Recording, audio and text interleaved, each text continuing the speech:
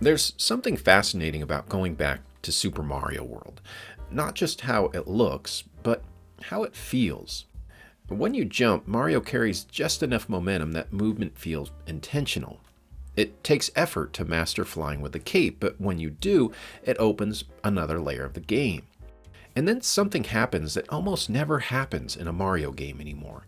You find a secret, a hidden exit, and it feels like you weren't supposed to, like you had to earn it. Now go play almost any later 2D Mario game. Everything works the way you expect it to, but nothing really catches you off guard. They're still great games, but something about them just feels different. So it raises the question, why doesn't Mario feel like this anymore? Now, the easy answer is nostalgia. Of course it feels different. It's old. And that's always part of it. Nearly everything was better when you were 10. But that also doesn't fully explain it. Because this kind of Mario game didn't fade over time. It disappeared almost instantly. Super Mario World launched in 1990 in Japan, 1991 in North America. It wasn't just another sequel. It was a game that introduced the Super Nintendo, and even now it's still seen as one of the defining games on the system. Then about 5 years later, we got Super Mario World 2, Yoshi's Island, but it's not really a continuation. It's something else entirely. More a Yoshi game than a Mario game. Different controls, different focus, different everything. Then 1 year after that, Super Mario 64. And at that point, Nintendo doesn't build on 2D Mario. They leave it behind. So if Super Mario World was such a big leap forward, why didn't that leap lead anywhere? To answer that, you have to stop looking at what the game adds, and instead look at how everything connects. Because Super Mario World isn't just a collection of features. It's a game where everything you discover starts to connect to everything else. Nothing exists on its own. Take the cape, for example. It's not just a power-up. It changes how you interact with the entire game. With it, you can now skip parts of levels and reach places you weren't meant to. But here's the key. It's not easy. During development, playtesters actually said the cape was too difficult to control, and Nintendo's response was to fix it, but not completely. They kept some of that instability on purpose, because perfect control would have made it too easy, too predictable. Instead, that unpredictability feels powerful, but slightly dangerous, kind of like life. And that's what makes it feel personal, because the better you get at using the cape, the more the game starts to open up. Now look at the levels. Most games, you play a level, you beat it, you move on. In Super Mario World, the same level might have a normal exit, a secret exit, or a completely different path through the level. The level isn't something you just finish, it changes depending on how you approach it. So what you know and how you play starts to matter just as much as the level itself. And then there's the overworld. At first it looks just like a map, but the longer you look at it, you realize just how alive it is. You see paths that don't quite make sense, routes that just stop, spaces you know you should be able to reach, but can't, yet.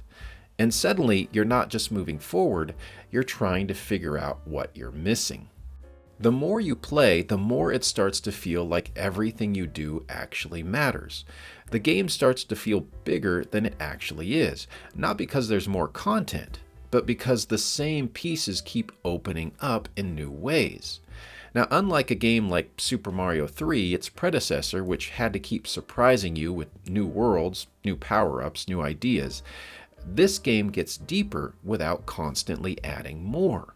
And when you put all of this together, something really cool happens. The game doesn't need to keep showing you new things, because you keep finding new ways to use what's already there.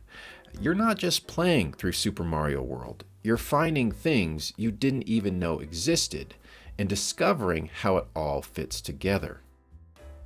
Once a game starts working like this, you can't just add more to it, because the moment you do, you start losing the feeling that makes it special.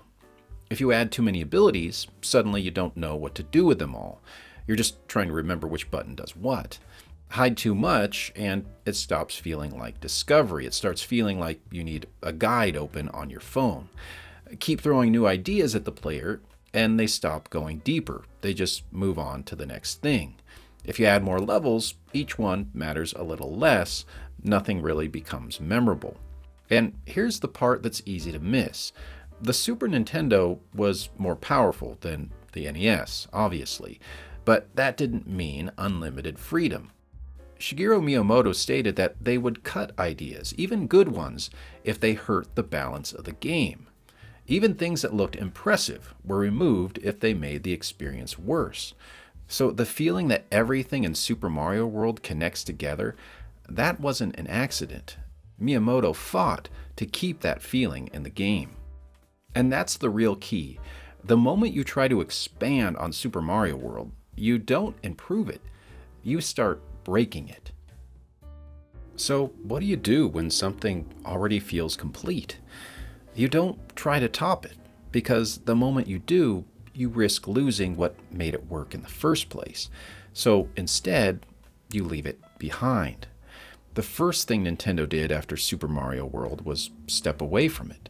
Yoshi's Island in 1995, new physics, new mechanics. Basically, Yoshi replaces Mario as the focus. This isn't a continuation. It's Nintendo trying something else entirely. Even the developers said they had to rethink what a platformer could be after Super Mario World. Then they went even further with Super Mario 64, a new dimension, a new camera, a completely different way to play. This isn't an iteration. It's more like a clean break, a new start. And when they finally come back to side-scrolling Mario, it looks very different. New Super Mario Bros. Cleaner, simpler, more controlled, and massively successful, over 30 million copies sold. But this version of Mario also feels safer. In my opinion, less risky, less mysterious, less personal. And when you look at all of this together, a pattern emerges. These aren't upgrades. They're decisions not to go back. Perhaps Shigefumi Hino, one of the designers for Super Mario World, put it best. He said, "It's just my personal opinion, but I felt like, with Super Mario World, we had done everything we could with a side-scrolling jumping game." Yes, Nintendo has never tried to recreate Super Mario World. They made sure they never had to. So now I think we have the answer to the question. Why doesn't Mario feel like this anymore? It's not because Nintendo forgot how to make a game like this. It's not because players changed. It's because this version of Mario was already complete. Super Mario World didn't just improve the Mario formula. It created something where everything feeds into everything else. Everything connects. Everything matters. Does that make Super Mario World a perfect game? I don't personally believe any game is. But when something reaches this point, where it feels so balanced, so self-sustaining, so complete, there's only one direction left. You don't improve it. You leave it behind. So I'm curious to know what you think. Was Super Mario World the peak of 2D Mario, or do you think Nintendo could have pushed it even further? Let me know your thoughts in the comments below. And if you made it this far, as always, thank you so much for watching. And until next time, happy gaming, my friends.